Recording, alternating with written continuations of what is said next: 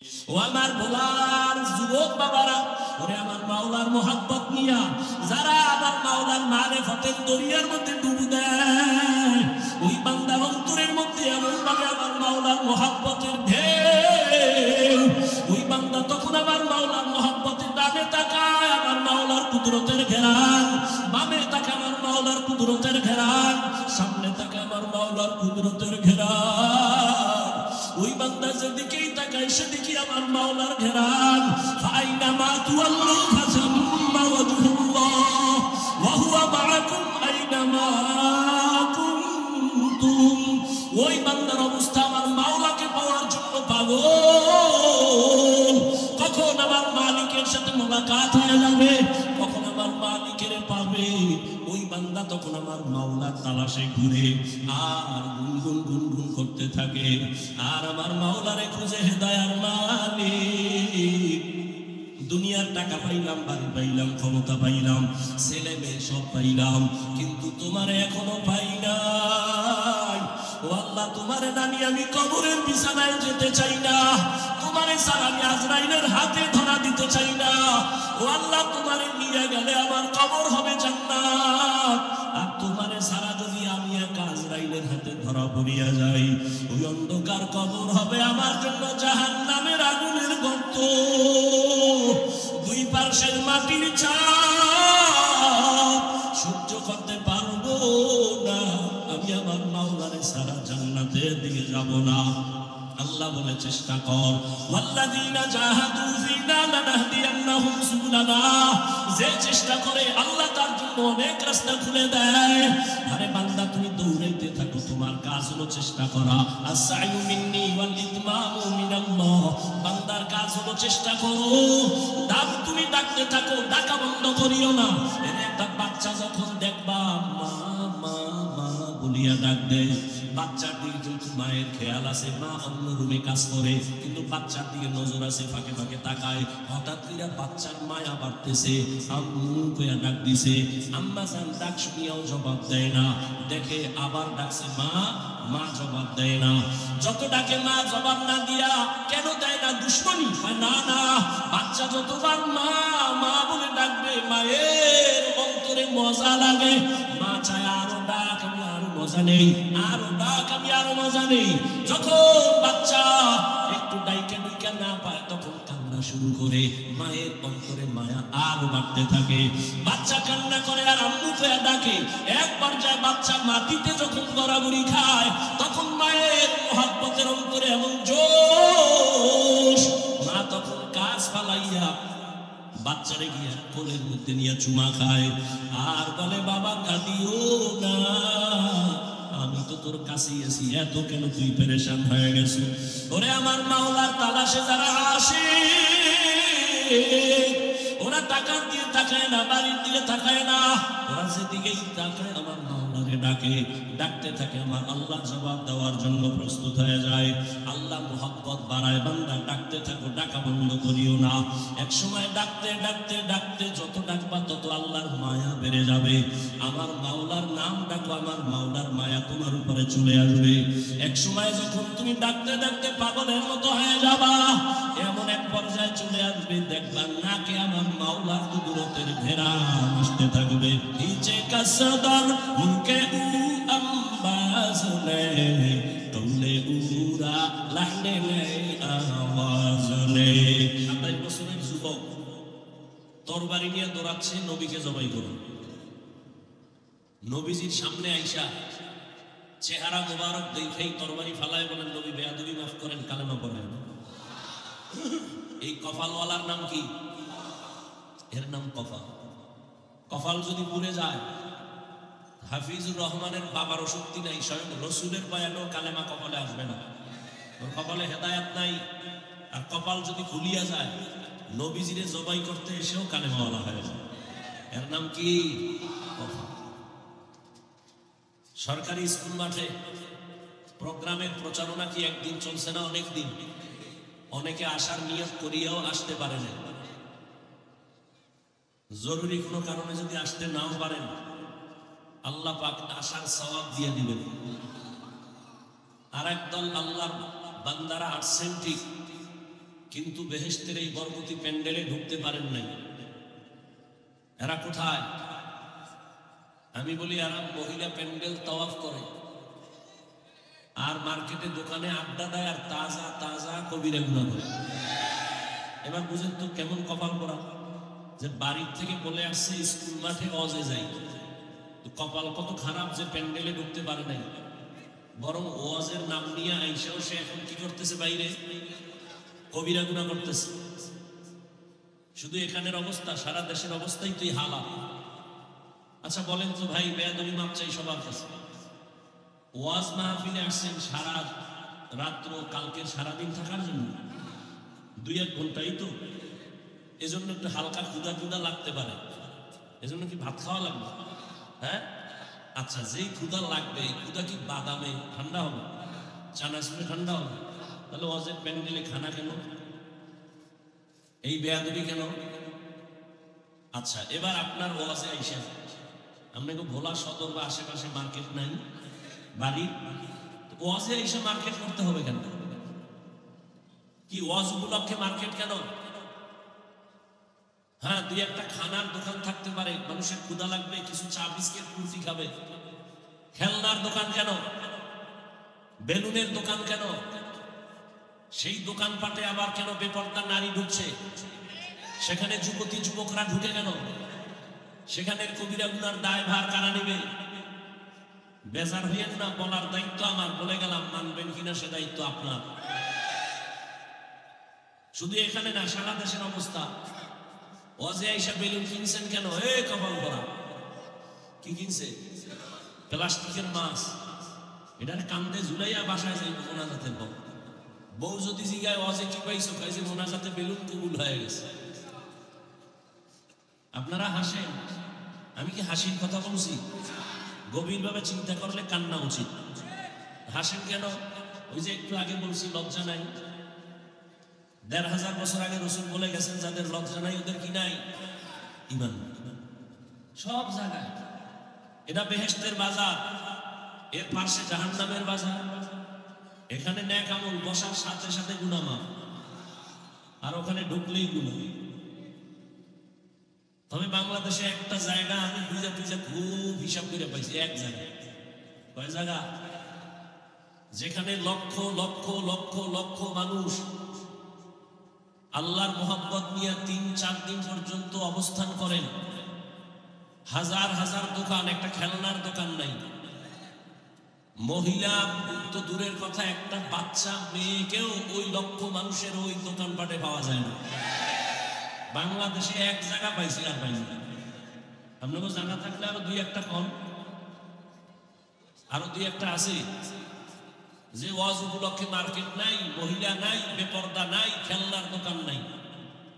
থাকলে আমার মিষ্টি দিয়ে, তবে আমি একটা পাইছি মাত্র, যেখানে লক্ষ লক্ষ লক্ষ লক্ষ মানুষ 3-4 দিন থাকে, হাজার হাজার দোকানপাট, কোনো খেলনার দোকান নাই, এবং কোন মহিলা তো দূরের কথা, একটা বাচ্চা মেয়েকেও কেউ পায় না। কোথায় কোথায়? খুব লাগিয়ে গেছে, হ্যাঁ খুব লাগছে। আচ্ছা আমাকে বলেন, আমি কিন্তু চরমনায়ের দালালি করি না, আমি তাবলীগের, আমি কোন দলের দালালি করি না। আমার মা বাপ 14 গোষ্ঠী চরমনায়ের মুরিদ, চরমনায়ের ইসহাক সাহেবের খলিফা, বরগুনার পীর সাহেব হুজুরের মুরিদ। এক কথায় এই সোহবতে আমরা দিন পাইছি। আমার বাবা আমাদেরকে মাদ্রাসায় পড়াইছেন, এর বরকত। বাকি দালালি করি না, নিরপেক্ষ জবাব দিবেন, মানেন না মানেন, সত্য কথাটা স্বীকার করবেন মুমিন হিসেবে। কেউ আপনার কিচ্ছু বলার অধিকার নেই, আমি বসে আছি। সত্য কথা বলবেন, আমি অন্তত আপনাকে ধন্যবাদ দেওয়ার জন্য কাছে টেনে আনব। এই বাংলাদেশের চরমনায়ের কারণে, উজানির কারণে, তাবলীগের কারণে, কওমি মাদ্রাসার কারণে মুসলমানের বা ইসলামের কি কি ক্ষতি হয়েছে একজনে দাঁড়ায় বলে। এবার আলাদা আলাদা জিনিস, চরমনায়ের কারণে বাংলাদেশে ইসলামের কি কি ক্ষতি হয়েছে একটু বলেন তো, বলার মানুষ কি? পিছনেওয়ালারা কথা কন না কেন? বোবা শয়তান হইেন না, সত্যটা বলেন। খালি হাত উঠায় আমাকে ইশারা দেন, আমি কাছে আনবো। নিরাপত্তার কোনো পেরেশানি নেই। চরমনের কারণে এই দেশ ইসলামের কি ক্ষতি হয়েছে বলেন? সবাই একমত? সত্য কথা বলতে এত টেনশন কেন? আসেন, তাবলীগের দ্বারা কি কি ইসলামের ক্ষতি হয়েছে এই দেশে বলেন? হ্যাঁ, রাজনীতির ময়দানে বাতিলের বিরুদ্ধে চরমনাই ছাড়া ঘনিষ্ঠ কণ্ঠে হুঙ্কার দেওয়ার তো আর কেউ দেখিনি। প্রত্যেকটা মুহূর্তে মুহূর্তে বাতিলের বিরুদ্ধে মোকাবেলা করতে করতে তারা এখনো দাঁড়ানো আছে। বিরোধিতা করেন কেন? সমস্যা কি? তাবলীগের কারণে কি কি ক্ষতি হয়েছে বলেন? তো বিরোধিতা করেন কেন? কওমি মাদ্রাসার কারণে ইসলামের কি কি ক্ষতি হয়েছে বাংলাদেশে বলেন? বিরোধিতা কেন? আমি মাঝে মাঝে বলি, গরুর গোশতের খিচুড়ি মজা না? এই শীতে যদি সকালবেলা দেয়, খুশি না বেজা? এক প্লেটে হবে? বলবে মাপ সারা দে, ফিরি পাইলে তো উপায় নেই। এরপরেও একজন বইয়া বলে আমার 10 গ্রাম বিষ দে, তারপরে গরুর খিচুড়ি দিস না। এরকম লোক আছে না নাই? সমস্যা কি? গরুর গোশতে বিষ। কি সমস্যা কি? না পেটে বিষ বলেন? তাহলে গরুর খিচুড়ি ভালো। যদি কেউ বলে আমি খাইতে পারবো না, সমস্যা, বুঝা গেল তার পেটে বিষ, সমস্যা, চিকিৎসা করো। কি? জিকির ভালো, তেলাওয়াত ভালো, নামাজ ভালো, পাগড়ি ভালো, তাবলীগ ভালো, দেওবন্দি ভালো, চরমনাই ভালো। তাদের কারণে সরকার যা পারে নাই, এদের মাধ্যমে আর্থিক আরো বেশি হয়েছে। সরকার কোটি কোটি টাকা ব্যয় করে ছাত্র পড়াইয়া স্কুল কলেজে র্যাব, আর্মি, পুলিশ, বিডিআর বানাইয়া বিনা টাকায় অস্ত্র দিছে না? কারণ কি? সন্ত্রাসী বন্ধ করো, বিশৃঙ্খলা বন্ধ করো, নেশাগ্রস্ত এগুলো বন্ধ করো। এত কোটি টাকা সরকার ব্যয় করিয়াও তাদের দ্বারা কামিয়াব পুরোপুরি হতে পারছে? কিন্তু এই দেশের হাজার সন্ত্রাসী, ডাকাত, চোর সব তসবি নিছে, নামাজ হারাম বাদ দিয়ে হালাল নিছে, পাগড়ি, নামাজ, জিকির, তেলাওয়াত, এক কথায় এইরকম দুনিয়াদারেরা দিনের পথে আসছে। এতে তাবলীগের অবদান, পীর মাশায়েখের অবদান, দেওবন্দীদের অবদান নাই? তবে তুমি যদি বলো এরা খারাপ, বুঝতে হবে তোমার অন্তর খারাপ। তুমি অন্তরের চিকিৎসা নাও, রুহের চিকিৎসা করো। আল্লাহ সবাইকে বুঝার তৌফিক দান করুন। আপনারা কি টেনশনে আছেন না? হ্যাঁ, কেউরে দরকার নাই, শুধু আমরা কওমিওয়ালারা, তাও ছোট ছাত্র হেফজখানা বাপ, বড় ছাত্র আর হুজুরেরা যদি রাস্তায় বাস লইয়া নামে, এই বাংলাদেশের বেয়াদবকে সাইজ করতে একদিনের বেশি লাগবে না। আলিয়া মাদ্রাসাও লাগবে না, শুধু কওমিওয়ালারা নামলেই সব ঠান্ডা হয়ে যাবে। সমস্যা আছে একটা, আমরা বেয়াদবি শিখি নেই, গালি দেওয়া শিখি নেই, গীবত শেখায়াত শিখি নেই, কারো পিছে লাগা এটা শিখি নেই। বরং আমরা গালি শোনার অভ্যাস, গীবত শোনার অভ্যাস। আল্লাহ আপনি সবাইকে হেদায়েত দান করেন। যারা নবীর আদর্শে চলে সবাই আমাদের বন্ধু, আর যারা নবীর দুশমন আমাদের দুশমন, সোজা কথা, কোনো পেশ নেই। যারা আল্লাহ এবং রসুল এবং কোরআন হাদিস অনুযায়ী চলে সবাই আমাদের কি, আর যারা কোরআন হাদিস নবী বাদ দিয়া চলবে এরা নবীরও দুশমন, আমাদের দুশমন। আল্লাহ বুঝার তৌফিক দান করেন। কথাগুলো খুব অনর্থক বললাম না? শেষ দোয়া পর্যন্ত থাকার নিয়ত আছে তো ইনশাআল্লাহ? ওই যে কপালের কথা কইছিলাম না, যে একদল আসছে ঠিক, প্যান্ডেলে ঢুকতে পারে নাই, কপাল ওয়ালা না কপাল পোড়া। আর একদল প্যান্ডেলে ঢুকছে, এবং কপালটাও বেশি সুবিধা না। কেন? মোবাইল সামনে নিয়ে কলমের দরজা বন্ধ করে রাখছে। কি সামনে নিয়ে? মোবাইল। ও ভাই, তুমি 24 ঘন্টা মোবাইল নিয়ে মরো, আল্লাহ বেহেশতের বাগানে নিয়ে আসছে, 2 ঘন্টা মোবাইল না চালাইলে কি হবে বলো তো? আচ্ছা, তোমার যুক্তি কি? যে আপনারে মহব্বত করে রেকর্ড করতে বসছি, তুমি মনে করছো তোমার এই কথার জবাব আমার কাছে নাই। তোমার রেকর্ড আর ছবি মোটেও ভালো হবে না, তোমার কাজটা মিডিয়াওয়ালারা পিওর ভাবে করতেছে। তুমি চাইলে তো এখান থেকে ডাউনলোড করে নিতে পারতা না? তুমি হুদা কেন মোবাইলটা হাতে নিয়ে সময় নষ্ট করো? আসলে শয়তানে যারে ধরে কাম থুইয়া কাম করো। আল্লাহ হেদায়াত দান করেন। আচ্ছা, আরেকদল মোবাইল ছাড়াই বয়ান শুনতেছে, কিন্তু এই কপালটাও ভালো কিনা সন্দেহ। কেন? ঘন্টাকে ঘন্টা বয়ান শুনবে, সেই টের পাইবে যে মোনাজাতটা দিবে দিবে ভাব জোতাটা বগলে লয়ে নেবে, একবার মোনাজাত লাগে না উঠে দেবে। অথচ টোটাল মাহফিলের বরকত দোয়ার মধ্যে। দোয়া একটা স্বতন্ত্র ইবাদত। যদি চিন্তা করতে যে আরে আমার আব্বা আম্মার জন্য ব্যবসায় ঝামেলা, দোকানে ঝামেলা, এগুলোর জন্য তো আমার দোয়া কবুল হবে না, আমার জবান না পাক, মিথ্যা বলি, গীবত করি, কিন্তু এতগুলো আল্লাহর বান্দা নিয়ে যে আমিন আমিন বইলে যদি এই সুযোগে দোয়া করতে পারি, তাহলে এতগুলো আল্লাহর বান্দাদের আমিন খালি যাবে না। তাহলে এই বরকত থেকে আমি বঞ্চিত হতে চাই না। এই চিন্তা করলে কি আর মোনাজাত না দিয়া যায়? বলেন, মোনাজাত না দিয়া যায় কেন? কেউ চিন্তা করে আগে যাবো, একজনই চিন্তা করে বের হয়ে গেছে, আর একদল মোনাজাত দিয়া ঠান্ডা মাথায় বেরোছে। এরা গিয়া দেখে আগে যে যাবে সে রাস্তার মাঝখানে খাড়াই গেছে। কেউ আল্লাহর বান্দা কয় চাক্কা তিনোটা শেষ। কি হয়েছে? কয় পাঞ্চার। এই রাত্রে কি করবা? হসপিটালও বন্ধ, ডাক্তারও নাই, সব ঘুমায়, কোন গ্যারেজে যাবে? এরা শেষে দোয়া টোয়া কইরা বাসায় গেছে। ওই চাক্কা চিন্তায় ঘুরতে ঘুরতে ঘুরতে ঘুরতে ফজরের সময় বাসায় গেছে। বউ ওদিকে 90 উপরে মেজাজ। ওয়াজেরতে সব মানুষ আশেপাশে দেখলো, তুমি পারলা না কেন?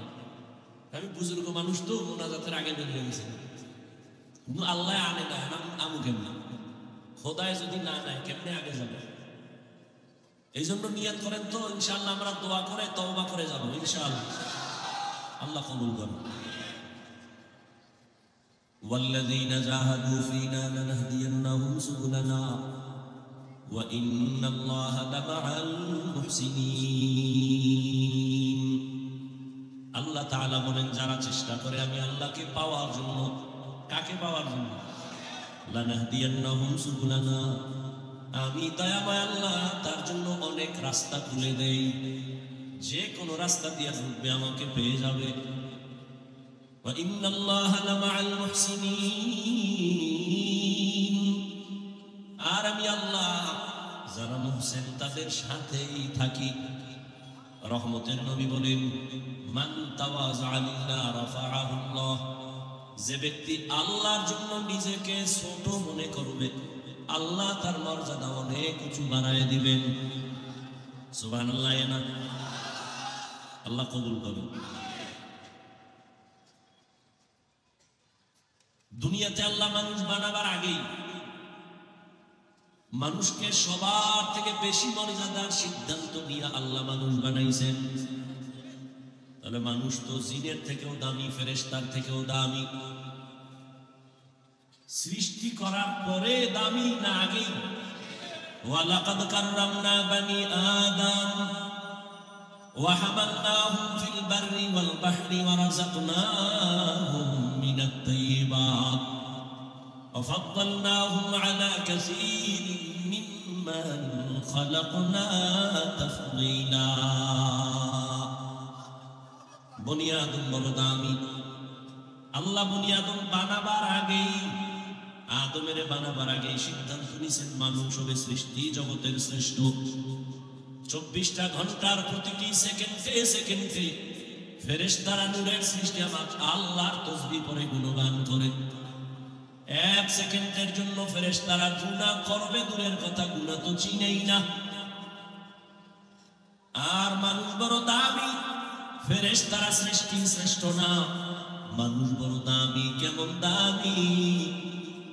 যেই মানুষটা চাইলেই দাড়ি কাটতে পারবে, চাইলে রাখতেও পারবে। মানুষ কেমন মানুষ? যে চাইলেই গুনাহও করতে পারে, নেকও করতে পারে। এই মানুষটা ফেরেশতার থেকেও দামি। আল্লাহ বানাবার আগেই সিদ্ধান্ত নিয়েছেন আর বলেন, হে মানুষ, আমি তোমাদেরকে সৃষ্টির শ্রেষ্ঠ মর্যাদা দিয়া এরপরে বানাইলাম। তোমরা কত দামি। দুনিয়াতে চলার জন্য সব আয়োজন আমি করেছি। পানির মধ্যে চলার ব্যবস্থা করে দিলাম। যেই লোহা পানিতে ফেললে নিচে চলে যায়, ওই মানুষের মেধা এত পরিমাণ আমি দিয়েছি, মানুষ ওই বেদা খাটায়, লোহা দিয়া স্টিমার বানায়, ট্রলার বানায়, লঞ্চ বানায়, আবার ভাসে, এক জায়গা থেকে আর এক জায়গায় চলে যায়। আমি আল্লাহ এটা মানুষের সম্মানে করেছি। আর আমি আল্লাহ গর্তের পিপিলিকার খানা দেই, উড়ন্ত পাখি সকালবেলা বের হয়, পেট ভরে বাচ্চার খানা নিয়ে সন্ধ্যায় বাসায় আসে, ওর খানাটাও আমি আল্লাহ দেই। জঙ্গলের হাজারো প্রাণীর খানা আমি আল্লাহ দেই, নদীর মধ্যে সমুদ্রে হাজারো প্রাণীর খানা আমি আল্লাহ দেই। এরে আল্লাহর বান্দা, মানুষের খানা আমি দেই, তবে সারা দুনিয়ার যত প্রাণী খানা খায়, মানুষের খানা বড় দামি, বড় সুস্বাদু, বড় পিওর। মানুষের খানার মতো এত পিওর খানা কোনো প্রাণী পায় না। মানুষের খানাগুলো কাবার করে দিছি। তুমি ভাত খাবা, চাল আমি কাবার করে দিলাম, ধান। তুমি রুটি খাবা, গম আমি কাবারের মধ্যে ঢুকাই দিছি, আটা বানায় খাও। তুমি তরমুজ, আপেল, কমলা খাবা, কাবারে ঢুকানো। কাঁঠাল খাবা, কাবারে ঢুকানো। তুমি কলা খাইবা, কাবারে ঢুকানো। তুমি আঙ্গুর, বেদানা খাবা, কাবার করে দিলাম। আমি আল্লাহ পাক নদীর মধ্যে যে মাছ দিছি তোদের জন্য, আমার আল্লাহ, আমি আল্লাহ মাছ খাই। হ্যাঁ, সব জিনেরাও খায় না, ফেরেশতারাও খায় না, গরুরে খায় না, এগুলো তোদের জন্য দিলাম। সব মাছগুলো আমি উপরে আবার কাবার লাগাই দিছি। যত গোস্ত খাইতেছে এগুলো কাবারে আটকায় দিছি, যেন সুস্বাদু থাকে, ময়লা না পড়ে, ভেজাল না হয়। কিন্তু তোরা মানুষ কত বড় নিমক হারাম, আমার দেওয়া পিওর খানাটারে তুই ভেজাল কইরে খানাটা শরীরের ভিটামিনের অযোগ্য বানায় দিস। আমি আল্লাহ তোর খানার ভিটামিনের পরিপূরক হিসাবে আম দিছি। আম গাছের মধ্যে আম দিয়ে আমি বলছি 1 মাস অপেক্ষা কর, আমি পাকায় দিব, খাবি, তোর শরীরে ভিটামিন হবে। তুই কত বড় নিমক হারাম, তোর কুত্তার মতো জিহ্বা বের হয়ে গেছে।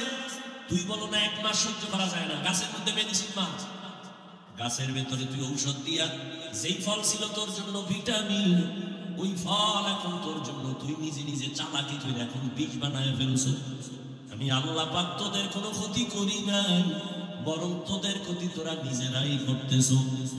মাছ বাজারে গিয়া মানুষের মাথায় হাত, যেই মাছ খাইলে শরীরে আমিষ আসবে সেই মাছের মধ্যে ভেজাল, চালের দোকানে ভেজাল, তেলের দোকানে ভেজাল। কেন বলে তোর পুরা বিবেকটার মধ্যে ভেজাল। কেন ভেজাল করে বান্দা? তোর কলবের ভিতরে আখিরাতের মায়া নাই, তোর মধ্যে ঢুকছে দুনিয়া। দুনিয়া কেমন মোহাব্বত হয়, কারে নিচে নামায় আমি উপরে উঠবো, কারে মাইরা আমি বেঁচে থাকবো। কিন্তু তুই জানো না, তুই যত বড় উপরে উঠবি, কেউ রে মাইরা যদি উঠো, আর ওই মাজলুম যদি 2 ফোঁটা চোখের পানি ছেড়ে দেয়, তুই 50 বছর লাগায়া যত উপরে উঠবি, 1 সেকেন্ডে তুই ওর চোখের পানিতে নিচে পড়ে যাবি। তুই একজনারে মারছো, তুই বেঁচে থাকবি, কিন্তু তুই জানো না, তোরে ছলে বলে কলে কৌশলে নিয়া হোটেলের মধ্যে ঢুকাইয়া এরপরে তোরে কিমা করছে। কিমা তোরে এমন ভাবে মারছে, তোর গোশত পর্যন্ত কিমা বানায় ফেলছে। এরপরে বাথরুমের ওই ডাস্টবিনের মধ্যে ফেলছে। কারে মাইরা তুই বাঁচতে চাইছো? সেও নাই, তুইও নাই, বরং তুই যারে মারছো তার থেকে তোর মরাটা আরো ভয়ঙ্কর হয়ে গেল।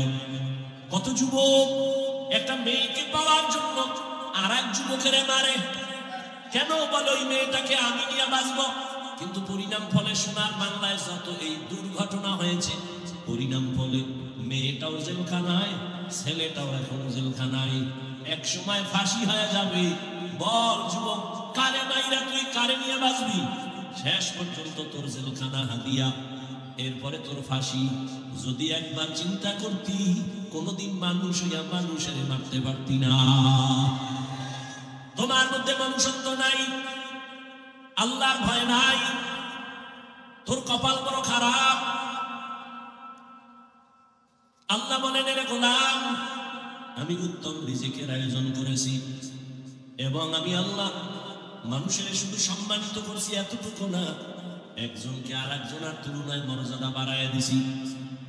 এই খেয়াল করতেছেন, আমি কিন্তু ধমক দেব যদি আমি অনেক কষ্ট করে বয়ান করতেছি। আমার এই কয়টা দিন আমি অসুস্থ, তাও তো ওই প্রথম বয়ানটার তুলনায় এখন একটু হালকাভাবে কথা বলতে পারতেছি। কষ্ট কম হইতেছে একটু, ওইটা তো কথা বলতে আরো কষ্ট হয়েছে। উঠা বসা করলে আমি ধমক দিই, আর নাহলে মোনাজাত দিই। কষ্ট করি যদি মূল্য না দেন, আমার 12 মাস আপনার 1 রাত্র, এত বাঁচার চিন্তা কেন? মাওলা আজকের রাত্রে বাঁচাইছেন, কালকে এই টাইমে আপনি বাঁচবেন, গ্যারান্টি আছে। এত বাহাদুরি করেন কেন? ভালো না লাগলে বলেন, দোয়া করুন। আর উঠা বসার ব্যারাম থাকলে ঢুকছেন কেন ভিতরে? নিজেরও ক্ষতি করেন, আমারও ক্ষতি করেন, অন্যদেরও ক্ষতি করেন। আপনার কপালটা এত খারাপ কেন? কার বর্দোয়া নিয়ে ঢুকছেন এই দুনিয়ায়? যে আপনার দ্বারা সবাই খালি কষ্টই পাবে, এই কপাল নিয়ে জন্ম নিছেন। আপনার দ্বারা কেউ উপকার পাবে না, এমন কপাল খারাপ আপনার। যেখানে যাবেন সেখানে একটা ভেজাল লাগাই দেবেন। قال رسول الله صلى الله عليه وآله وسلم خير الناس من ينفع الناس। রহমতের নবী বলেন, সবথেকে ভালো মানুষ ওই ব্যক্তি যার দ্বারা অন্যেরা উপকার পায়। এরে আমার যুবক, একটু হিসাব মিলাও, তোমার দ্বারা কে কে কি উপকার পাইলো হিসাব মিলাও। হিসাব মিলায় দেখো তোমার ব্যবহারে মা কত কষ্ট পাইছে, তোমার আমার আচরণে মাও বেজার, বাবাও বেজার। এরে যুবক, মাত্র 25 থেকে 30 বছরের বয়সের মধ্যে কি ভেজালটা লাগাইয়া মায়ের কাঁদাইছো, বাবার কাঁদাইছো। তোমার আচরণে শিক্ষকেরাও কষ্টে আছে, তোমার ব্যবহারে কোনো আলেমের মনে শান্তি নাই, নিজেও শান্তিতে নাই। তাহলে তোমার দ্বারা সবাই কষ্ট পায়, কষ্ট পায়, কষ্ট পায়। তোমার আচরণ কেন এত খারাপ? এই কপাল নিয়ে কয়েকদিন বাঁচবে, বাঁচলেও তো তোমার অভিশাপ, মরলেও তো সবাই বলবে আলহামদুলিল্লাহ। এমন জীবন কেন কামাই করছো? এমন জীবন কামাইয়ের পেছনে একদিকটা অপরাধ, দুর্বলতা তোমার মা বাবা, আর এক দুর্বলতা হলো গজবের এই মোবাইল। মোবাইল নিয়ে সারা রাত গুনাহ করো, গুনাহ করো, গুনাহ করো। একটা ঘরের মধ্যে 4-5টা রুম, আপনার বাড়ি ঘর আছে তো, এক একটা ঘরে 4-5টা রুম না? এক রুমে থাকে মা বাবা, আর এক রুমে থাকে ছেলে, আর এক রুমে মেয়ে। সব রুমের মধ্যে মোবাইল চলতেছে সারা রাত। মোবাইলের দ্বারা সারা রাত ঘরে পুরো রুমগুলোতে জেনা চলে, চোখের জেনা, কানের জেনা, অন্তরের জেনা, হাতের জেনা। সারা রাত একটা ঘরের মধ্যে মাইয়ায় মোবাইল চালায়, ছেলেটাও মোবাইলে গুনাহ করে, মা বাবাও স্বামী আর স্ত্রী গুনাহ করে। মোহাব্বত নাই। ওরে ঘুমের মধ্যে তো ঠাডা পড়া দরকার ছিল, ঘুমের থেকে ওইটা তো দেখা দরকার ছিল, চেহারাটা শুকার হয়ে গেছে। একমাত্র কারণ মুহাম্মদের উম্মত হওয়ার কারণে আমার আল্লাহ গজব দেয় নাই। আমার নবীর উম্মত হওয়ার কারণে আমার আল্লাহ দুনিয়ায় কাউকে এই পরিমাণ লজ্জা দিবেন না যে চেহারা পাল্টায় যাবে। কিন্তু যেই পরিমাণ অন্যায় করো, এতে চেহারা তো পাল্টানোর কথা, অন্য নবীদের উম্মতের হিসাবে গুনাহ তো কম হয় না। শুধু কি তাই বাবা, এই মোবাইল দেখা দেখা চেহারার নূর নাই, আলো নাই। ওদিকে তোমার কিডনিও দুর্বল হচ্ছে, খবর নেই। ওদিকে তোমার চোখের পাওয়ার, কানের পাওয়ার, ব্রেন কমতেছে, হার্ট দুর্বল হচ্ছে, খবর নাই। মাথা ব্যথা আগের থেকে বেড়ে গেছে, চোখে ব্যথা বেড়ে গেছে, চোখে পাওয়ার নাই, কানে পাওয়ার নাই। ওদিকে মা বেজার, বাবা বেজার, শিক্ষক বেজার। এই মোবাইলকে কেন্দ্র করিয়া মায়ের টাকা চুরি, বাবার টাকা চুরি, বন্ধুর পকেট মারো, মোবাইল ঠিক রাখার জন্য চুরি করো, ডাকাতি করো, গালাগালি করো। এক কথায় তুই এখন এত খারাপ হয়ে গেছো, মরিয়া গেলে সবাই মনে মনে খুশি হবে। এই জীবনের কোনো মূল্য নাই রে বাবা। অথচ তোমার মধ্যে আমার আল্লাহ এই পরিমাণ শ্রেষ্ঠত্বের মেডিসিন দিয়ে রাখছেন। তুমি একটা যুবক, হুজুর হবা না, না না, তুমি যুবক, স্কুলে পড়ো, কলেজে পড়ো, ডাক্তার হও, ইঞ্জিনিয়ার হও, গবেষক হও, একজন লেখক হও, তোমার একার দ্বারাই পুরা ভোলা না, পুরো দুনিয়াটাও নিয়ন্ত্রণ সম্ভব। এই পরিমাণ মেধা তোমার ভেতরে আছে, কিন্তু নিজের মেধা নিজেই নষ্ট করেছো। লেখাপড়া নাই, চরিত্র নাই, রাতের ঘুম শরীরের ঔষধ। আরে আমি হাফিজুর রহমান সহ আলেম ওলামারা রাত্রে ঘুমাইতে পারি না, দুঃখ। রাতের ঘুম শরীরের ঔষধ। আমরা কেন পারি না? বয়ান কইরা ঘুমাইতে ঘুমাইতে ফজর হইয়া যায়, ফজর কইরা ঘুমাই। আর তুইও রাতে ঘুমাও না, কেমন মতো ওয়াজ কইরা না, সারা রাত গুনাহ কইরা। হিসাব মিলা। বাহাদুরি করো তো অনেক কিছু, হুজুর থেকেও তুমি অনেক বড়, অথচ তোমার দাম আল্লাহর কাছে কিছুই নাই। ও আল্লাহর বান্দারা, মানুষকে আল্লাহ এতটা ভালোবেসে বানাইছেন, মানুষ বড় দামি। নবী বলেন যে নিজের ছোট মনে করে চলবে আল্লাহ তার মর্যাদা বাড়ায় দিবেন। এই কথাটা বুঝাইতে গিয়ে কিন্তু এত দূর আসছি। আয়াতের বয়ান আরো করেন, আমি হাদিসের উপরে আলোচনা করতেছি। মান তাওয়াযা লিল্লাহ রাফাআহুল্লাহ, যে আল্লাহর জন্য নিজের ছোট মনে করবে আল্লাহ তার মর্যাদা বাড়ায় দিবেন। এটা বুঝাইতে গিয়ে বলছিলাম মানুষ তো জন্মগত সৃষ্টিগতভাবেই মর্যাদাবান, আবার ছোট মনে করলে কিসের মর্যাদা? মর্যাদা তো সৃষ্টির আগেই আল্লাহ দিয়ে রাখছেন। জিনের থেকে আমগো দাম বেশি, ফেরেশতার থেকে আমগো দাম বেশি, এরপরও নবী কয় নিজের ছোট মনে করলে মর্যাদা বাড়বে। এটার অর্থ কি? এটা বোঝানোর জন্য আমি এতক্ষণ ঘুরতেছি। আল্লাহ কয় মানুষ বড় দামি। এবার সমাধান দিয়ে দেই, ভালো করে খেয়াল করেন। নিজের ছোট মনে করলে সম্মান বাড়বে মানে দেখো, দুনিয়ার সব মানুষ তো মানুষ, তবে সবাই তো আল্লাহর কাছে প্রিয় মানুষ না। সব মানুষ সবাই কি প্রিয়? আরে আপনাদের ভোলা এই বাজারের মধ্যে কুকুর নাই? কুকুর তো সব কে বানাইছেন? কার মাখলুক? আল্লাহ। তবে সব কুকুর দামি না। খেয়াল করেন, ওই কুকুর বড় দামি। আসহাবে কাহাফের সাথে যেই কুকুরের সম্পর্ক, ওই কুকুরের দাম এত বেশি। রহমতের নবী বলেন এই কুকুর আল্লাহর জান্নাতে যাবে। সুবহানাল্লাহ। যেই তেলে ফিরি জানেন, সুবহানাল্লাহ। আল্লাহ হেদায়েত দান করেন। আপনাদের এলাকায় গরু নাই? কার মাখলুক? কিন্তু সব গরু দামি না। ওই গরুটা দামি।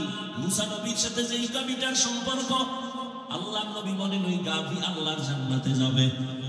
আপনাদের আশেপাশে পিপিলিকার অভাব নাই, সব আল্লাহর মাখলুক, কিন্তু ওই সব পিপিলিকা দামি না। ওই পিপিলিকা দামি। সুলাইমান নবীর সাথে যেই পিপিলিকার কথা হয়েছে, নবী বলেন ওই পিপিলিকা আল্লাহর জান্নাতে যাবে। তাহলে ব্যবধান আছে তো। এই জমিনের মধ্যে উট আর উটনির অভাব নাই, সব উট আর উটনি আমার আল্লাহর মাখলুক, তবে সব উট আর উটনি দামি না। রহমতের নবী যে উটের পিঠে সফর করেছেন, ওই উট আল্লাহর জান্নাতে যাবে, দামি হয়ে গেছে। সালেহ আলাইহিস সালাম মদিনাতুল মুনাওয়ারা থেকে তার এলাকা দেখতে গেলাম, ইরাকের বর্ডার, আল উলা জায়গার নাম। সালেহ নবী উম্মতের দাওয়াত দেয়। উম্মতেরা কয় ওই যে পাথরের পাহাড়, ওখান থেকে যদি একটা উটনি বের করে দেখাইতে পারতো আল্লাহরে মানব। সালেহ নবী দোয়া করলেন, হে আল্লাহ, কওমের লোকেরা উটনি দেখতে চায়, পাহাড়ের ভেতর থেকে যদি উটনি বের করে দাও তোমারে মানবে, আমারে নবী বলে মানবে। আল্লাহ তাআলা পাহাড়ের ভেতর থেকে উটনি বের করে দিয়া দিলেন। উটনি হেঁটে হেঁটে নবীর সামনে হাজির হয়ে গেল। পাথরের পাহাড় থেকে বের হয়ে গেল উটনি। শুধু উটনি না, পেটে বাচ্চা নিয়ে আছে। নবীজির সামনে কওমের লোকেরা দাঁড়ানো। উটনি এসে বাচ্চা প্রসব করলো, কিন্তু এত বড় নিব খারাপ, এরা সালেহ নবীর আর নবী মানে নাই, আল্লাহরেও মানে নাই। সাথে সাথে আল্লাহ রাগ করে গেলেন। এমন একটা গজব আসমান থেকে সাথে সাথে আসলো, একটা আওয়াজ। আওয়াজের কারণে এই এলাকার সব বেঈমানেরা জায়গা ঘুরে গেল। আর আওয়াজটা যেখানে পড়ছে ওই জায়গাটা একটা বিশাল কুয়া হয়ে গেছে। ওই সৌদি সরকার ওখানে গিরিল দিয়ে আটকেছে, কুয়াও দেখে আসলাম। ওই উটনি আল্লাহর জান্নাতে যাবে। আকাশে তো উড়ন্ত পাখির অভাব নাই, সব আল্লাহর মাখলুক, তবে সব পাখি দামি না। হুদহুদ নামের পাখি আল্লাহর জান্নাতে যাবে। সুলাইমান নবীর সাথে সম্পর্ক বুঝেননি? সবাই তো মানুষ, সবাই তো দামি না। মসজিদ আসেনি আপনাদের এলাকায়? বলেন তো কার ঘর? জোরে বলেন। শুধু এটাই আল্লাহর ঘর, বরিশালের না। সারা দুনিয়ার মসজিদ কার ঘর? কিন্তু বাইতুল্লাহর মতো তো একটাও দামি না। দামি বরিশালে গুটিয়া মসজিদ আছে, দেখার জন্য কত মেয়ে ছেলেরা যায়, ছবি উঠায় ছবি উঠায়। টাঙ্গাইলে আর এক মসজিদ আছে, দেখার জন্য অনেক যুবক যুবতীরা যায়, ছবি উঠায়। কিন্তু কেমন বেঈমান যে নামাজি করে না, ছবি উঠায় দৌড়। ওই মসজিদের দিকে তাকাও, কোনো সওয়াব নাই। কিন্তু বাইতুল্লাহ এমন একটা আল্লাহর ঘর, যতক্ষণ তাকায়া থাকবা আমলনামায় সওয়াব আর সওয়াব লেখা হবে। ইন্না আউওয়ালা বাইতিন উযিআ লিন-নাসি লাল্লাযী বিবাক্কাতা মুবারাকান ওয়া হুদান লিল আলামিন।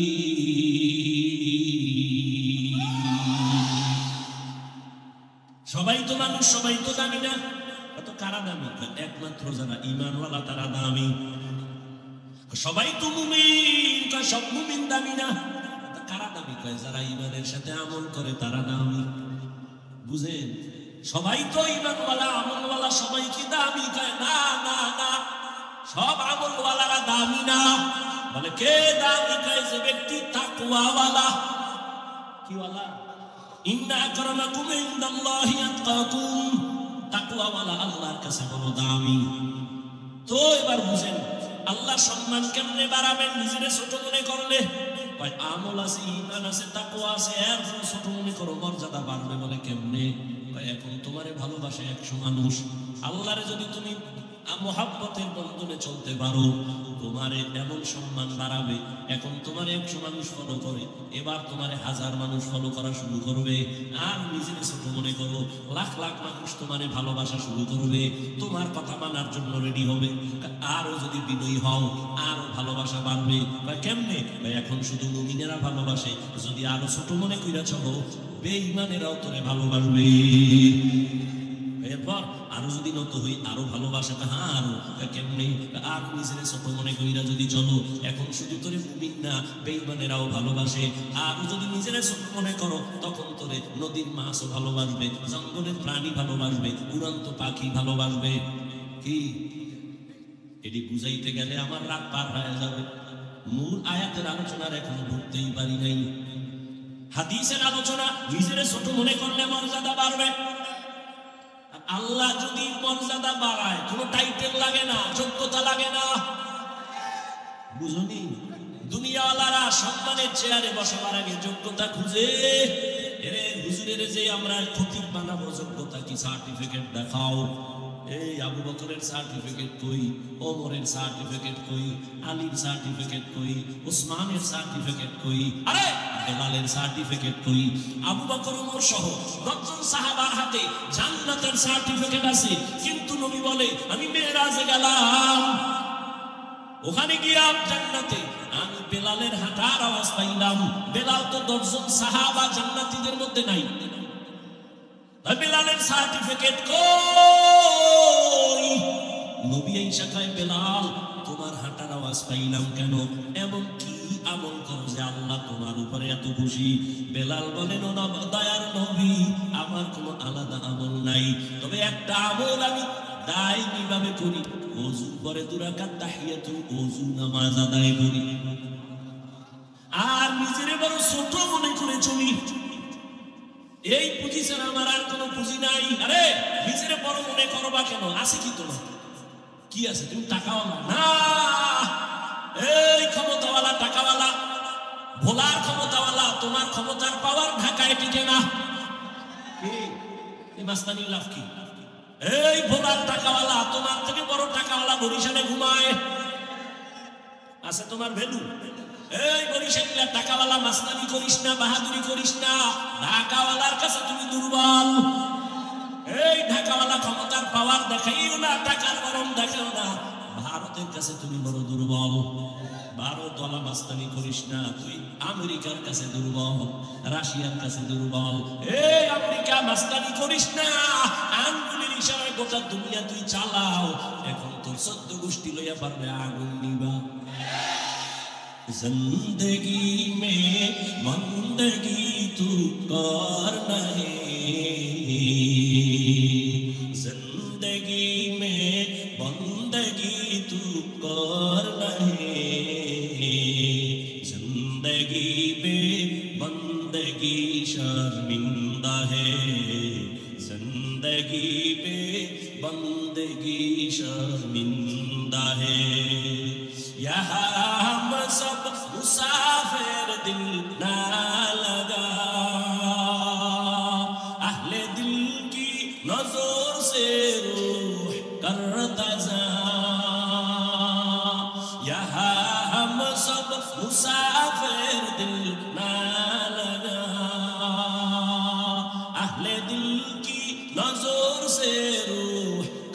मुर्तजा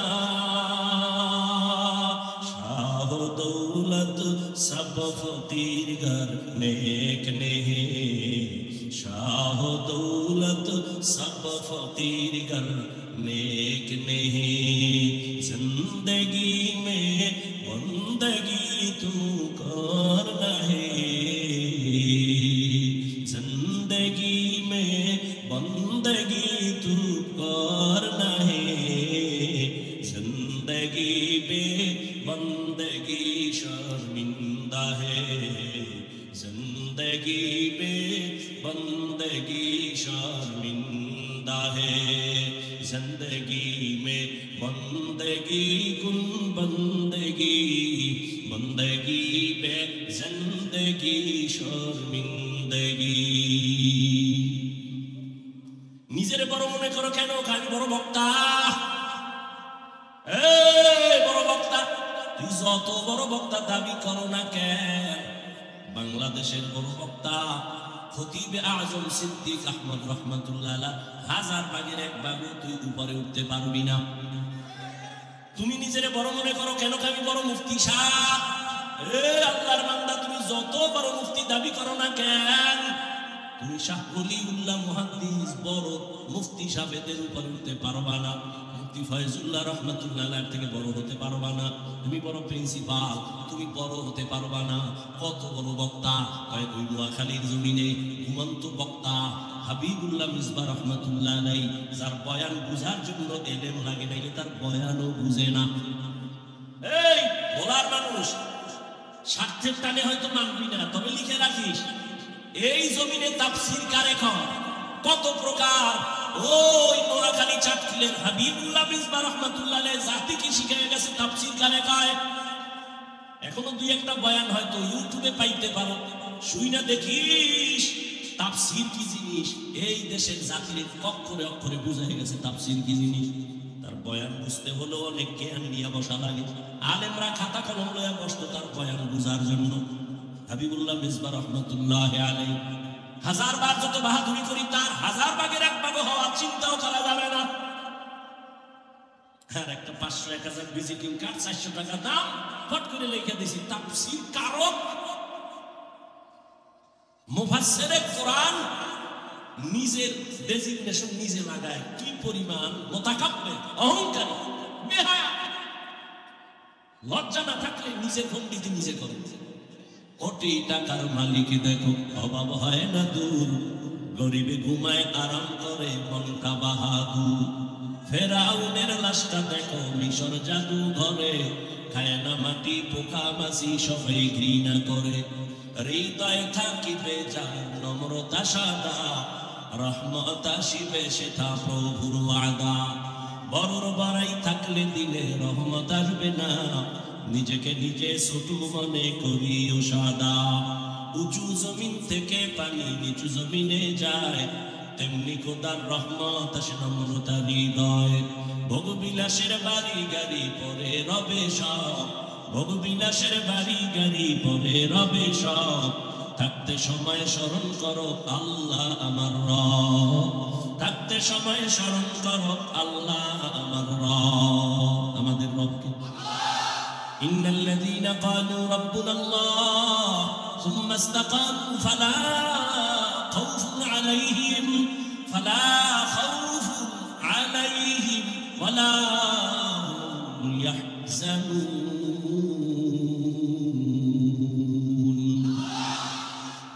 যে বলে আমার রব আল্লাহ আর এই কথার উপরে নিজের মজবুত করিয়া চালায় আল্লাহ বলেন ভয় নাই আমি তোকে বিনা হিসাবে জান্নাতে নিয়ে যাব আতিনা ফি দারে দুনিয়া না হাসান আতিনা ফি দারে উকবা না হাসান ইয়া দিয়াসাল মুস্তাগীসিন ইহদিনা লিফতিখারা বিল উলুমে ওয়াল গিনা হর গরি দে देखो तू तैयार है जो न मांगे उससे तू बेजार है আপনারা কষ্ট পাইতেছেন রাগ করতেছেন আল্লাহ রাস্তায় হচ্ছে মাফ করতেন না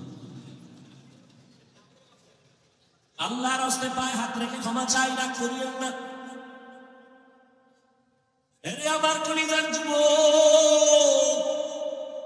বৃদ্ধ বাবাজি, পর্দার আড়ালের মা বোনেরা, দুনিয়াটা কিছুই না। বয়ান তো এই ভোলার স্কুল মাঠে প্রতি বছর চলে, ইনশাআল্লাহ আগামী বছর চলবে। গত বছরও চলছে, কিন্তু খবর নেও গত বছর এই মাঠে অনেকে ছিল, আজ তারা দুনিয়াতেই জিন্দা নেই। কি বাহাদুরি করো রে বাবা, নিজের যদি ছোট মনে করে চলো, সম্মান কমে না, বড় আল্লাহ সম্মান বাড়ায় দেয়। আর যারা নিজেরা বড় হওয়ার জন্য টাকা দিয়া সম্মান কিনে, এই টাকা দিয়া সম্মান কিনলে কি হয় জানো নি? টাকা দিয়া সম্মান কিনলে একবার ফুলের মালা, ফাইনালে জুতার মালা। আর আমার মাওলায় যারা সম্মান দিবে সে দুনিয়ায় বাদশাহ, পরকালেও বাদশাহ। চেয়ারম্যানের চেয়ারের মেয়াদ শেষ, এমপির মেয়াদ শেষ, মন্ত্রীর মেয়াদ শেষ, আর নবীর আদর্শওয়ালা আমাদের হুজুরদের চেয়ারের কোনো মেয়াদই নাই। আবার শেষ কিসের? কি তুমি বাহাদুরি করো বিল্ডিং? আরে 10 তলা বিল্ডিং করে লাভ কি যদি বিল্ডিং তুইয়া জঙ্গলে ঘুমানো লাগে? ব্যাংকে কোটি কোটি কোটি টাকা রেখে লাভ কি? বাহাদুরি করে লাভ কি? টাকা যদি কাউয়ারা খায়, টাকা যদি তোমার অসৎ পথে চলে যায়, তোমার স্ত্রী তোমার পরিবারের কেউ ভোগ করতে না পারে, কি লাভ হবে বাহাদুরি করিয়া? এরে যুবক, কার পেছনে ঘুরিয়া কয় টাকা পাওয়ার জন্য দাড়ি কামাইছো? কার পেছনে ঘুরিয়া কয় টাকা কামাই করার জন্য মাওলার নামাজের জবাই করেছো? জানুনি তুই যার পিছনে ঘুরো সে তোর দুশমন। স্বার্থে যদি আঘাত লাগে লেখেরা তোর শুধু দল থেকে নাম কাটবে না, কল্লা কেটে দিবে, কল্লা কেটে দিবে। সোনার বাংলার রাজনীতি চিনো? সোনার বাংলার রাজনীতি কারে কয় জানো? স্বার্থে আঘাত লাগলে শুধু দল থেকে নাম কাটে না, কি কাটে? এ বানায় বলতেছি, দলের লোকেরা লোক লাগায় দেওয়ার মাইরা ফালা, ঠিক নি? এই পিছনে ঘুরে দাঁড়িয়ে পাইছে, এই স্বার্থের জন্য নামাজ ছাড়ছ। স্বাধীন স্বাধীন করে নাকে তেল লাগায় ঘুমাইস না, কারণ দেশটা যদি স্বাধীন হইয়াই থাকে, বল বলার শিক্ষিত যুবক বাবারা বল, চট্টগ্রামে আইনজীবীর গলায় ছুরি চালানো হলো কেন? স্বাধীন তো ওই দিন মুসলমান স্বাধীন স্বাধীন বলে চিৎকার দিবে যেদিন ইসলামের স্বাধীন হবে।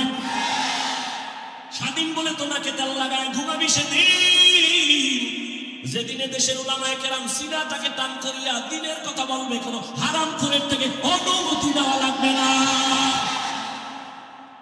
স্বাধীন স্বাধীন বলে নাকে তেল লাগায় ঘুমাবা সেদিন যেদিন এই দেশের মাদ্রাসা আর মসজিদ আর ধর্মীয় প্রতিষ্ঠানে কোনো কমিটিতে বেনাবাজি থাকবে না। শিয়ালের হাতে মুরগি দিয়ে কও 3 দিনের আমানত। শিয়াল পণ্ডিত কয় দোয়া হোসেন মাহফুসাই 3 দিন কেন, 1 দিনও না, 1 সেকেন্ডও না। জিন্দা কেন? মরাও দেওয়া হবে না, মরাও দেওয়া হবে না। শিয়ালের হাতে মুরগি দিলে যা হবে, ধর্মের চাবি হারামখোরের হাতে, বেনামাজির হাতে দিলে তো তাই হবে। কিসে যারা জিব্রাইল, এই বলার মানুষ, বেনামাজি সত্তর হারামখোরের হাতে ধর্মের চাবি দিছে যারা জিব্রাইল, তারা দিছে। আমরা কিন্তু কষ্ট, ভোটের আগের রাইতে পচা পায়খানার নামে টাকা খাইছো, তখন কষ্ট লাগে নাই? সারাদিন চিল্লাইছো ইসলাম চাই, ভোটের আগের রাত্রে টাকা খাইয়া ঘুম থেকে উঠা কত লাগে নাই? লেখা রাখি যা বলি, জনগণ হারামখোর হইলে ওদের নেতাও হারামখোর হবে। সমাজের মানুষ যদি লুচ্চা হয় ওদের নেতাও লুচ্চা হবে। সমাজের মানুষ যদি চরিত্রহীন হয় নেতারাও চরিত্রহীন হবে। চেয়ারম্যানের গালি দিবি না, চেয়ারম্যানের কোনো দোষ নাই, সব দোষ ভোটারদের। চেয়ারম্যানের ভোট চাও, হাতিয়ে দাও, তো দিতে দিতে চেয়ারম্যান ফকির কায়ন কি বাড়ি ব্যাস ব্যাস নেই আমার উপায় কি কয়, চেয়ারে বই আবার আঙ্গুলি খাবি। চেয়ারম্যান কথা এত টেনশন নেই, ব্যাস গোষ্ঠী শুদ্ধ চেয়ারম্যানের ডাক খাইয়া শিখাই নেই তুইও খাবি। দেখছুনি হারামি কাজটা কি আগে চেয়ারম্যান করছে না ভোটারেরা? হ্যাঁ, জনগণ হারাম কর হলে তো চেয়ারম্যানও হারাম করি করবে। চেয়ারম্যানেরটা যদি না খাইতা, চেয়ারম্যান তোমাদের বরাদ্দ খাইতো না। হুজুর কত দিবা না কেন? হ্যাঁ তো হাতিয়া নাই, টাকা দেয় না, আমি দেওয়া লাগবে। সরমনার হুজুরে কর 1 ভোট 2 নোট, হ্যাঁ টাকা দিয়ে পরে ভোট কেন্দ্রে যাও, দরকার নাই এগুলো। আমগো যারা টাকা দিবে ঘুমের মধ্যে এসে দেখবো বালিশের কিনারায় মান্ডিল ধরে রয়েছে, এরাই আমগো আদরের বাবা। কসম, তুমি যদি অসৎ পথে চলো তোমাকে কোনোদিন কেউ নিরাপত্তা দিবে না। ওই ধান্দাবাজার চান্দাবাজি চললে কোনোদিন শান্তির জীবন আর খুঁজে পাইবা না। ইসলাম একমাত্র শান্তির ঠিকানা দেয়, এটা হারাম খোরেরাও জানে, চান্দাবাজেরাও ধান্দাবাজেরাও জানে, এরপরও মানে না কেন? আমরা যদি ইসলাম অনুযায়ী চলতে জানবো, চুরি চলবে না, দুর্নীতি চলবে না। এই জন্য এখনো তো বাংলাদেশে আমরা হুজুর লাইনে চেয়ারম্যান আছে না, এখন বর্তমানে আসেনি? খোঁজ নিয়ে দেখো বাবা, ওই যে নোয়াখালী লক্ষ্মীপুরে একজন হাফিজি হুজুরের জামাতা খালিদ সাইফুল্লাহ দামাত বারাকাতুহুম, বুড়া মানুষ, সাইকেলের মধ্যে চাউল লইয়া ভোটারের বাড়ি যাইয়া মাইপা মাইপা দিয়ে আসে বরাদ্দ করা চাল। এই জন্য বলি, যদি আল্লাহর মোহাব্বতের বান্দা আলেম ওলামারা জনগণের দায়িত্ব নেয়, পায়, কিছু পারো কার না পারো, হোক বা না হোক, চুরি হবে না, দুর্নীতি হবে না। বাংলাদেশটা ধ্বংসই তো এই দুর্নীতি। আল্লাহ হেদায়েত দান করে। কার হেদায়েত চাই? বিএনপি, আওয়ামী লীগের, সব আপনারও চাওয়া দরকার। ওগো জেলে না নিয়ে আপনারও নেওয়া দরকার। আসামগুলো তো আপনারা বাজাইছে কি? আমি বেপরদা নারী বিয়া করব না, কেউ করাইতে পারবে। আমি হারাম ঘরের ভোট দেব না, কেউ দিতে পারবে।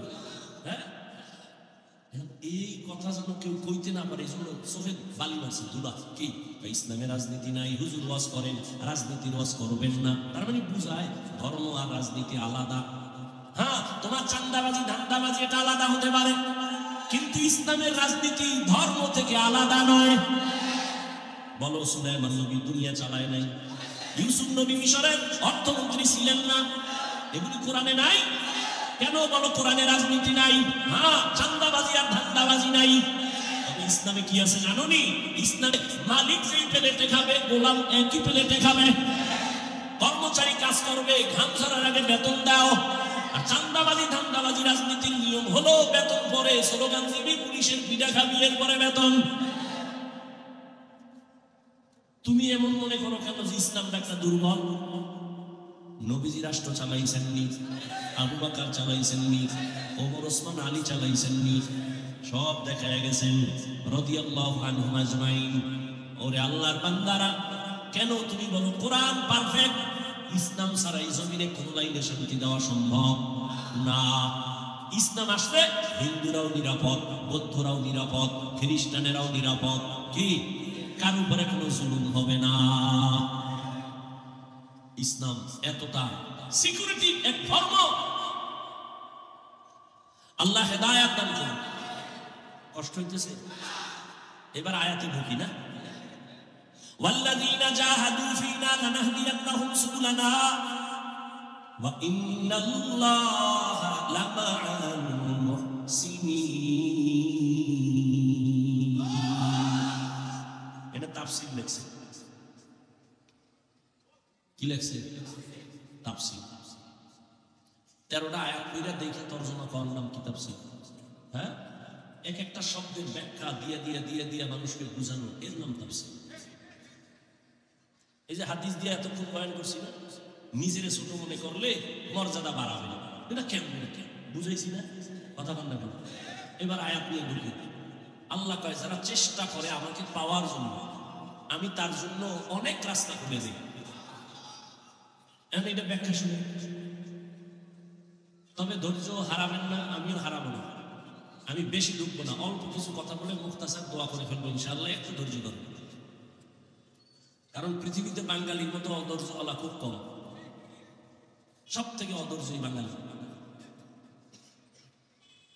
আল্লাহ হেদায়েত দান করুন। আল্লাহ আমাদের সবাইকে সওয়াবের ঋণের অন্তর্ভুক্ত করে দেন। দেন না, ইমাম সাহেব একটু কেরাত লম্বা লইলে ইমামের ইমামতি নিয়ে টানাটানি লেগে যায়। মোনাজাত বড় লইলে তুই ভয় নেই, ধৈর্য নামাজের ভিতরেই শুরু হয়ে যায়। ওয়াল্লাযীনা জাহাদু ফীনা লানাহদিয়ান্নাহুম সুবুলানা, যারা চেষ্টা করবে আমাকে পাওয়ার জন্য, আমাকে পাওয়ার জন্য, আল্লাহ বলেন আমি অনেক রাস্তা খুলে দেব। খেয়াল করেন, কিন্তু ফট করে হাত উঠে ফেলবো, শেষ ওয়াজ আজকের জন্য শেষ।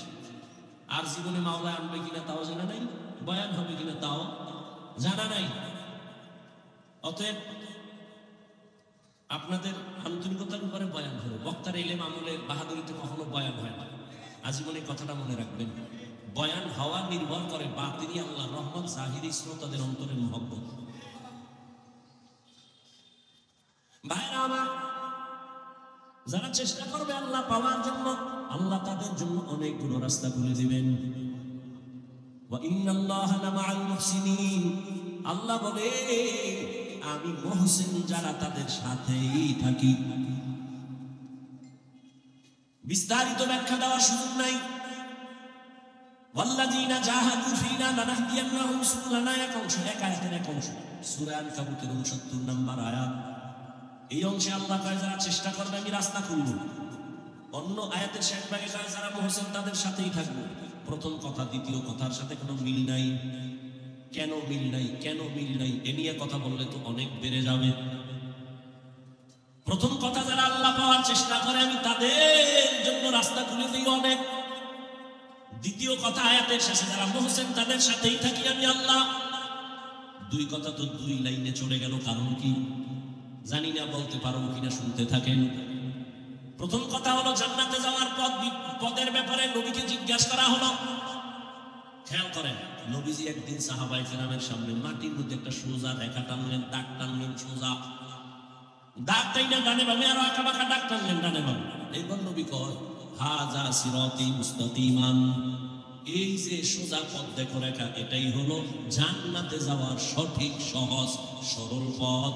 নাম হলো সিরাতুল মুস্তাকিম। খেয়াল করতেছেন না? ঘুমান। নবীজি কি বুঝাইলেন? জান্নাতের পথ কয়টা? আঁকা না বাঁকা? নাম কি পথের? হ্যাঁ, খেয়াল করছেন, জান্নাতের পথ একটা সোজা, নাম কি? লাগছে না? বেশ। আল্লাহ কয় যারা আমাকে পাওয়ার জন্য চেষ্টা করবে আমি তাদের জন্য পথ খুলবো। কয়টা? একটা। অনেক বলে কয়টা? 126,000। না, কোনো গণনা নাই। নবী কয় জান্নাতে যদি যেতে চাও পথ মাত্র একটা, তা সোজা। নাম কি? সিরাতুল মুস্তাকিম। আল্লাহ কয় আমাকে পাইতে গেলে যদি দৌড় দাও আমি রাস্তা খুলবো অনেক। নবী কয় একটা, আল্লাহ কয় অনেক। লাগছেনি? ব্যাস। এবার সমাধানের জন্য ইন্টারনেটের হুজুরের দ্বারে যাও। ইন্টারনেট তোমার মুরব্বী। সমাধান হবে? সমাধানের জন্য কোরআন ওয়ালা আহলে হক উলামাদের কাছে যাও, আহলুল্লাহর কাছে যাও, এরপরে সমাধান নাও। শুনো এবার সমাধান। আল্লাহ যে বললেন অনেক পথ, উদাহরণ ভোলা থেকে ঢাকা যাবেন, অনেকগুলো পথ আছে। এর মধ্যে একটা পথ আছে বিশ্ব রোড। কি রোড? বিশ্ব রোড। এখান থেকে আপনি চরফেশন গেলাম, আসলাম। চরফেশন যাওয়ার মতো ডাইনে বামে আরো রাস্তা আছে, কিন্তু বিশ্ব রোড কয়টা? বুঝেন? বিশ্ব রোড কয়টা? কিন্তু চরফেশন যাওয়ার জন্য আশেপাশে আঁকা বাঁকা আরো শাখা রোড আসেনি? শাখা রোড থাকা ভালো না খারাপ? সহজ না কঠিন? সহজ। উন্নতের উপকারের জন্য আঁকা বাঁকা রোড আছে, পারি পথ আছে। আল্লাহর নবী বলেন জান্নাতে যে যাইবে এক পথ, সিরাতুল মুস্তাকিম। এই পথ হলো বিশ্ব রোড। এই পথ কি? বিশ্ব রোড। এইবার কয় আল্লাহ যে কইছে আরো অনেক রাস্তা খুলবো, এগুলো হলো সিরাতুল মুস্তাকিমে ঢোকার জন্য ডানে বামে আঁকা বাঁকা পথ। বলে কেমন? ইমাম আবু হানিফার থেকে এক রাস্তা, ইমাম শাফি থেকে আর এক রাস্তা, ইমাম মালিক থেকে আর একটা রাস্তা, ইমাম আহমদ বিন হাম্বল থেকে আর একটা রাস্তা, ইমাম বুখারী থেকে এক রাস্তা। এরে আল্লাহর বান্দা, যদি ইমাম আবু হানিফার রাস্তা দিয়া দৌড় দাও, দৌড়াইতে দৌড়াইতে গিয়া দেখবা সিরাতুল মুস্তাকিম। ইমাম শাফি রাহমাতুল্লাহ আলাইহির মাযহাব মানিয়া যদি দৌড় দাও, ঘুরতে ঘুরতে গিয়া দেখবা বিশ্ব রোড, সিরাতুল মুস্তাকিম। ইমাম মালিক রাহমাতুল্লাহ আলাইহির মাযহাব মানিয়া যদি দৌড়াও, সামনে গিয়া দেখবা সিরাতুল মুস্তাকিমের সাথে লাইন লাগানো। যদি ইমাম আহমদ বিন হাম্বল রাহমাতুল্লাহ আলাইহি মাযহাব মানিয়া দৌড়াও, গিয়া দেখবা তার রাস্তাও গিয়া লাগছে কই? সিরাতুল মুস্তাকিমের সাথে লাইন লাগানো। বুঝো, তাবলীগীরা কয় 6 উসুলের উপরে খেদমত করো, মেহনত করো, তাহলে জান্নাত পীর সাহেবরা কয় 6 উসুল কুসুল একটু পড়ে। আমগো নিয়ম কি জানোনি? সকালবেলা বসে জিকির লাগাও, মাগরিবের পরে জিকির করো, আল্লাহর নামের জিকির দিয়া কলবের ময়লা দূর করো। লা ইলাহা লা ইলাহা ইল্লাল্লাহ, লা ইলাহা ইল্লাল্লাহ। এইবার পীর সাহেব দিলেন আর এখন সত্যি এমনি খালি কলবের ধাক্কা লাগাইতে থাক, কলবের মধ্যে দেখবি খালি নূর আসতেছে, নূর আসতেছে, নূর আসতেছে। দলিল নিবি, বইয়া থাক, দলিল নে। ইন্নামাল মুমিনুনা আল্লাযীনা ইযা যুকিরাল্লাহু ওয়াজিলাত কুলুবুহুম ওয়া ইযা তুলিয়াত আলাইহিম আয়াতুহু যাদাতুহুম ঈমানা, যাদাতুহুম ঈমানা ওয়া আলা রাব্বিহিম ইয়াতাওয়াক্কালুন। মুমিনের পরিচয় এখানে দুইটা। যখন তার সামনে কোরআনের আয়াত পড়বে শুধু ঈমান তাজা হবে। কি পড়লে কি তাজা হবে? কি পড়লে? কোরআনের তেলাওয়াত যত করবে মুমিনের ঈমান দুর্বল হবে না, তাজা তাজা হবে। আর যখন আল্লাহর জিকির করা হবে তখন আল্লাহর প্রিয় মুমিন যারা, এদের কলবের মধ্যে ঝালঝালা শুরু হয়ে যাবে, কম্পন শুরু হয়ে যাবে, অন্তরের মধ্যে কম্পন শুরু হয়ে যাবে। বান্দা তখন বেকারার হয়ে যাবে, পাগলের মতো হয়ে যাবে। এই বাবায় মারা গেছে, ছেলে আছে 5 জন, কয়জন? বাবার জানাজায় মরণের কাছে যাইয়া লাশ নামাইতে গিয়া সাইড ছেলে চুপচাপ লাশ নামাইতেছে, কিন্তু একটাই এমন চিল্লানি দিছে, কাদামাটির মধ্যে গড়াগড়ি খামি। আর কারে আব্বা বইলা ডাকবো খায়া চিল্লা? বলো এর মধ্যে কোন ছেলেটা খারাপ? ওকে বলা ওলারা সবাই না মুফতি, ফতুয়া দাও। 5 ছেলের মধ্যে কেউ গামছা মুখে দিয়া কাঁদে, কেউ হালকা কাঁদে, কেউ দিল দিয়া দুঃখ করে কিন্তু চোখে পানি নাই, আবার কেউ মাটিতে গড়ায় কাঁদে। বলো কোন ছেলেটা খারাপ? খারাপ? হ্যাঁ। আরে আমার মালিকের যারা হারাইয়া পাগল, বাড়ি চিনলাম, বাড়ি পাইলাম, মা চিনলাম, মা বাবা চিনলাম, ছেলে চিনলাম, টাকা চিনলাম, ক্ষমতা চিনলাম, দুনিয়ার সব পাইছি, সব। কে আমার ছেলে, কে আমার মেয়ে, কে আমার বিবি, কে আমার মা, কে আমার বাবা, সব আমি চিনছি, কিন্তু কে আমার আসল মালিক তারে আমি চিনলাম না। এবার ওই মালিকের হারাইয়া একদম অন্তরে অন্তরে তালাশ করে কই আমার মালিকের পাই। আর একদম এমন ভাবে মোরাকাবা চলতে থাকে, ধ্যান আর ধ্যান, গাছের দিয়ে তাকায় কয় এখান থেকেই তো আমার মালিকের কুদরতের ঘেরান, পানির মধ্যে তাকায় কয় এখানেই তো আমার মালিকের কুদরতের ঘেরান, আসমানের দিকে তাকায় কয় এত সুন্দর আসমান কে বানাইছে, বানানেওয়ালা না জানি আরো কত সুন্দর, আমি তো তারে এখনো চিনতে পারি নাই। কই আমার আসল মালিক গেল কই? ওরে আমি ছেলেরে চিনি, কিন্তু ছেলেরে তো আমি বানাই নাই। আমার ছেলেরে কে বানাইছেন তারে তো আমি চিনি না। আমি আমার স্ত্রীকে পাইয়া খুশি, কিন্তু স্ত্রীর এত সুন্দর চেহারা কে দিলেন তারে তো আমি চিনি না। বান্দা ভাবতে ভাবতে ভাবতে ভাবতে এমন অবস্থা হয়, খানা খাইতে গেল ওই ভাবনা, ঘুমে গেল সেই ভাবনা, এমন অবস্থা তার হয়ে যায়। মাঝে মাঝে আমি বলি পানির মধ্যে যদি কেউ ডুব দেয়, পানির মধ্যে যখন ডুব দেয়, ডুব দিলে অবস্থা কেমন? ডানে বামে সামনে পেছনে উপরে নিচে পানি আর পানি, পানি আর পানি, পানি আর পানি।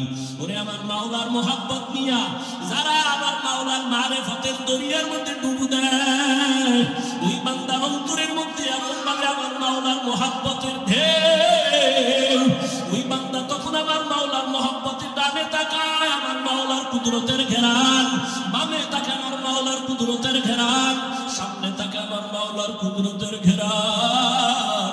ওই বান্দা যেদিকেই তাকায় সেদিকে আমার মাওলার ঘেরান। ফাইনামা তুওয়াল্লু ফাসাম্মা ওয়াজহুল্লাহ ওয়া হুয়া মাআকুম আইনামা কুনতুম। ওই বান্দার অবস্থা আমার মাওলাকে পাওয়ার জন্য পাগল। কখন আমার মালিকের সাথে মোলাকাত হয়ে যাবে, কখন আমার মালিকের পাবে, ওই বান্দা তখন আমার মাওলার তালাশে ঘুরে আর গুনগুন গুনগুন করতে থাকে, আর আমার মাওলারে খুঁজে হেদায়ার মালিক। দুনিয়ার টাকা পাইলাম, বাড়ি পাইলাম, ক্ষমতা পাইলাম, ছেলে মেয়ে সব পাইলাম, কিন্তু তোমারে এখনো পাই নাই। ও আল্লাহ, তোমারে না নিয়ে আমি কবরের বিছানায় যেতে চাই না। তোমার তোমারে ছাড়া আমি আজরাইলের হাতে ধরা দিতে চাই না। ও আল্লাহ, তোমারে নিয়ে গেলে আমার কবর হবে জান্নাত, আর তোমারে ছাড়া যদি আমি একা আজরাইলের হাতে ধরা পড়িয়া যাই, ওই অন্ধকার কবর হবে আমার জন্য জাহান্নামের আগুনের গর্ত। দুই পাশের মাটির চাপ সহ্য করতে পারবো না, আমি আমার মাওলারে ছাড়া জান্নাতে দিয়ে যাব না। আল্লাহ বলে চেষ্টা কর, ওয়াল্লাযীনা জাহাদু ফীনা লানাহদিয়ান্নাহুম সুবুলানা।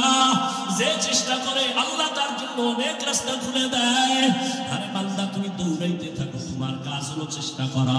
আস-সাইয়ু মিন্নি ওয়াল ইতমামু মিনাল্লাহ। বান্দার কাজ হলো চেষ্টা করো। তুমি ডাকতে থাকো, ডাকা বন্ধ করিও না।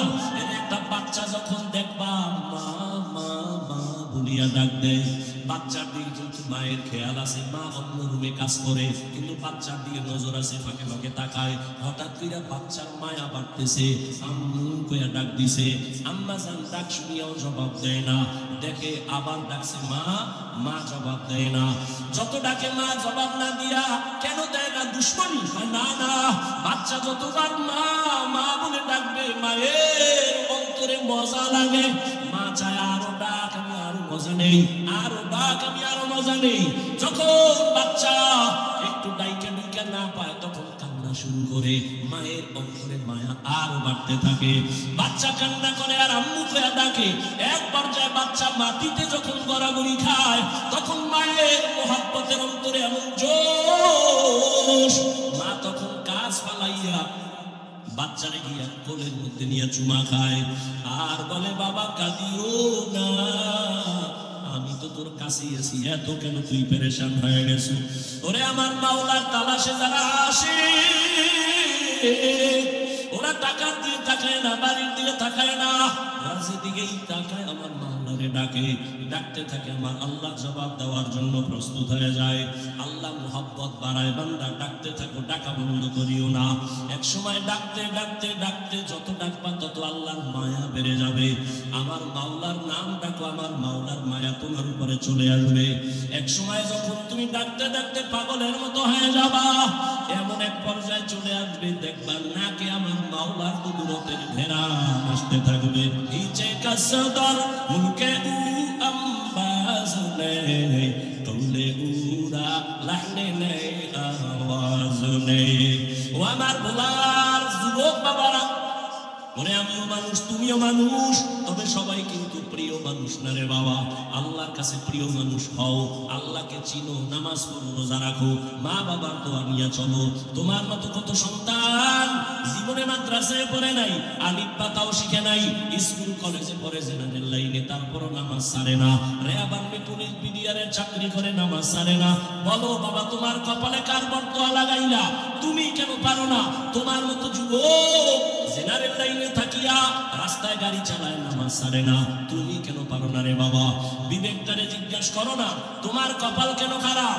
তোমার মতো যুবক ওসি ডিসি এসপি নামাজি অভাব নাই, ডাক্তার প্রফেসর ইঞ্জিনিয়ারের অভাব নাই, তুমি কেন পারো না রে বাবা? তোমাকে তো আমি বলি নাই আমার মতো পাঁচকল্লি মাথায় দাও, আমি তো বলি নাই আমি কওমি মাদ্রাসার সন্তান, তুমিও কওমি মাদ্রাসায় যাও। যদি কওমিতে না যাও জাহান্নামে যাইবা, বলি নাই আমি তাবলীগের লাইনের সন্তান, আমি একবারও বলি নাই তাবলীগের লাইনে না গেলে জাহান্নামী। আমি পীর সাহেবের মুরিদ, একবারও বলি নাই যদি তুমি পীরের কাছে না যাও তুমি জাহান্নামী। বরং আমি বলবো তুমি স্কুলে পড়ো আলহামদুলিল্লাহ, চাকরি করো, ব্যবসা করো আলহামদুলিল্লাহ। তোমার মতো কত বান্দারা জেনারেল লাইনে থাকিয়া যদি নামাজ পড়ে, পর্দা করে, দাড়িওয়ালা, বলো বাবা তুমি কেন পারবা না?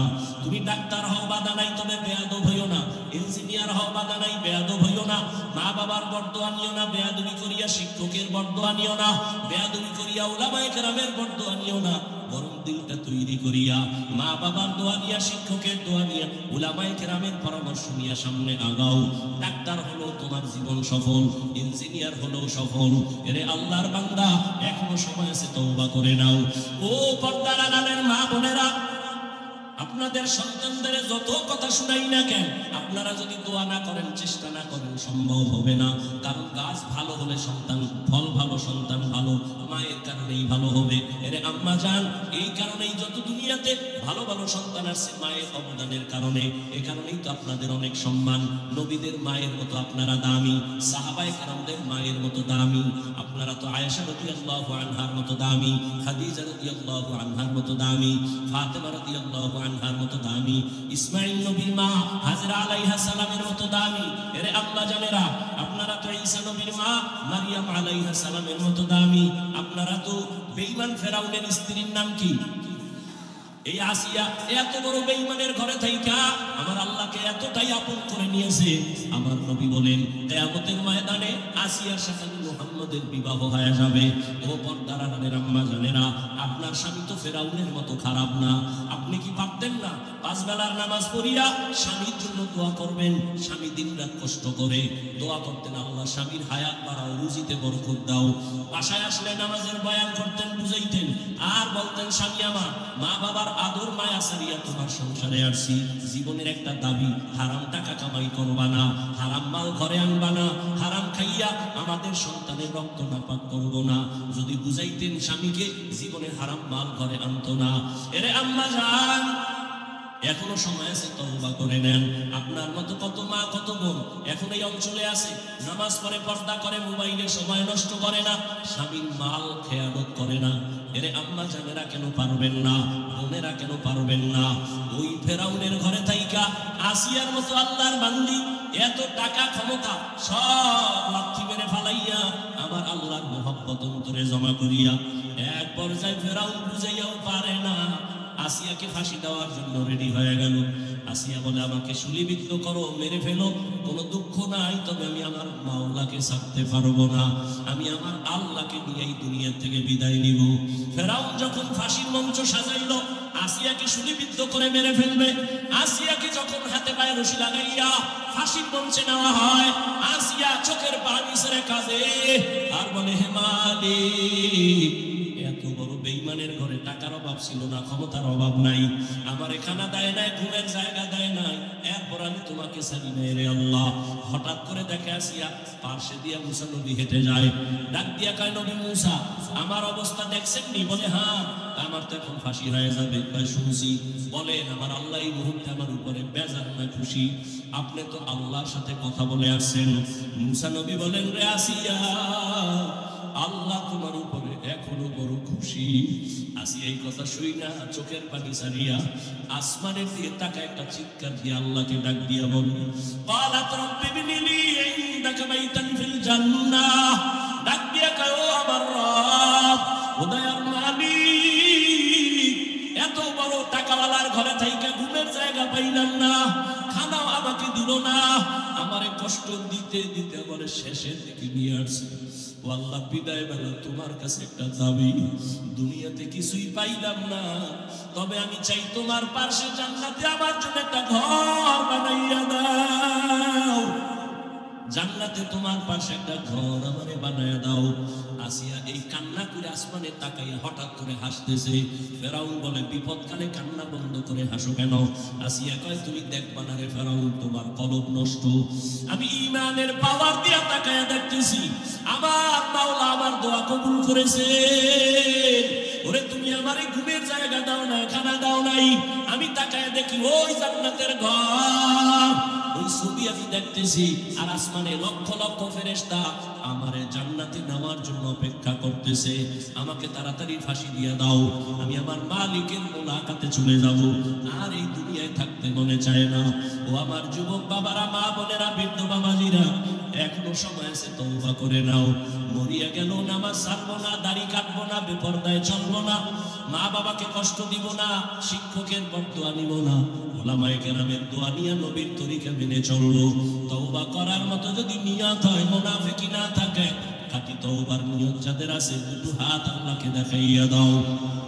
আয় আল্লাহ, হাতগুলো কবুল করে নেন, তওবা কবুল করে নেন, তওবার উপরে মজবুত হইয়া চলার তৌফিক দান করেন।